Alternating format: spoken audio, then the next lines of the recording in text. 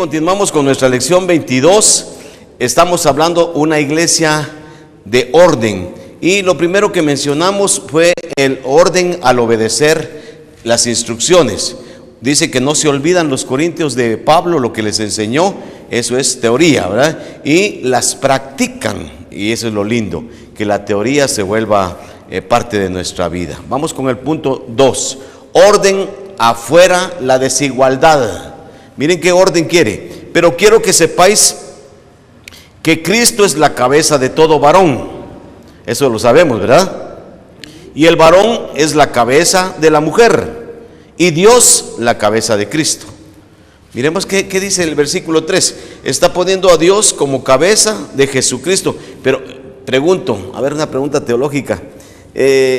Dios es cabeza de Jesucristo. ¿Y no Jesucristo es Dios, pues?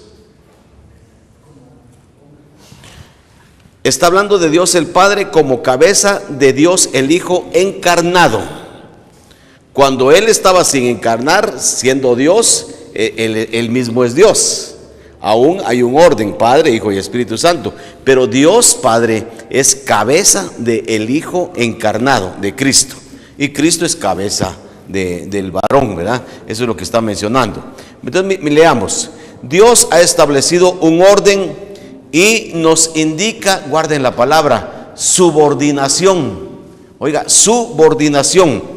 Ahora, esto no es desigualdad. Ser cabeza no es ser señor, no es ser amo. Y ese es el problema que tenemos en toda Latinoamérica, que los esposos creemos que somos capataces, que somos los amos, porque como Dios nos puso como cabeza, nosotros mandamos a la mujer y la mujer es segunda clase. Esa es la cosa más absurda bíblicamente, porque Dios establece un orden. Yo les pregunto, ¿Jesucristo es inferior a Dios? No, si es Dios, pero hay subordinación y la subordinación tiene que ser voluntaria. Dios estableció el orden, pero estamos hablando de una iglesia de orden, pero para que haya orden se necesita obediencia. Mi esposa, sí, yo soy cabeza de mi casa, ella tiene que vivir en esa subordinación. No es inferior ella, hombre, pero ese es el orden que Dios estableció. Y si vivimos cada quien en ese orden, vivimos felices. Si yo entiendo que yo no soy el capataz, que no soy el amo, el que manda, sino que simplemente soy el que tiene más responsabilidad en la casa. Qué bonito, ¿verdad? Muy bien. Cristo, cabeza del varón. Jesús nos llama sus hermanos en Lucas 8:21. Así es que, ¿cómo es eso que Jesús nos llama sus hermanos y es superior a nosotros? Él está como cabeza del varón. Pero miren, es nuestra subordinación a Él. Pero no es desigualdad. Lo que estamos hablando es que no es desigualdad, porque Jesús, si a mí Jesús me llama su hermano, Él no está diciendo mis esclavos, mis hermanos, igualito. Pero Jesús es cabeza. B, el varón es cabeza de la mujer, la misma, el mismo orden. El varón y la hembra valemos igual, pero en esta subordinación Dios puso al hombre como cabeza del hogar. Dios Padre, la cabeza del Hijo encarnado. Y ya lo vieron, ahora sí lo pusimos escrito. El Hijo encarnado. Hermanos, si tienen duda me avisan, si hay algo que no lo entiendan, porque solo pasa de largo y de repente nos quedamos más enredados, ¿verdad? Simplemente se tiene que respetar, porque así está establecido. Dios el Hijo nunca se va a rebelar contra Dios el Padre. Es una subordinación. ¿Y qué dijo Jesús en esta tierra? Yo hago la voluntad de mi Padre, punto. Pero ¿por qué le haces caso si vos sos igual que Él? Es que es subordinación, no es desigualdad. 3, vamos a hablar ahora del orden en la administración. Fíjense cómo estamos poniendo orden al obedecer instrucciones, orden afuera pensando que afuera es la desigualdad, porque aunque hay un orden establecido, todos somos iguales. Orden en la administración, versículo 4 al 6. Todo varón que ora o profetiza con la cabeza cubierta afrenta su cabeza. Pero toda mujer que ora o profetiza con la cabeza descubierta afrenta su cabeza, porque lo mismo es que si se hubiere rapado. Porque si la mujer no se cubre, que se corte también el cabello. Y si le es vergonzoso a la mujer cortarse el cabello o raparse, que se cubra. Miremos el orden en la ministración. Fíjese que va a hablar Pablo mucho de cómo servimos en la iglesia. Ese es el orden que estamos tocando en este momento. El caso del varón. No debe ministrar con gorra o sombrero puesto. Hermanos, aún la misma ética nos dice que si entramos a un lugar y llevamos sombrero, nos quitamos el sombrero.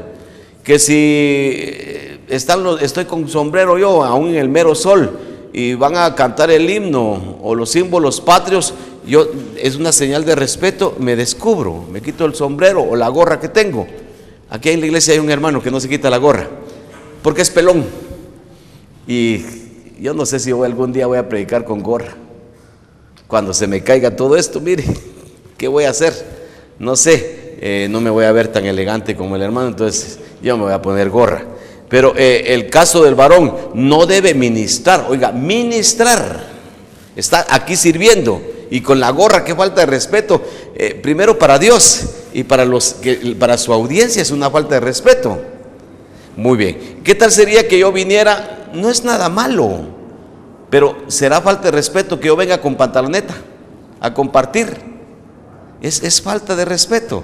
Aún si alguien me está viendo en otros lugares, yo con una pantaloneta aquí, con mis tenis, porque acabo de venir de correr y vengo a dar la clase. Si es en un campo y todos estamos en el campo, está bueno.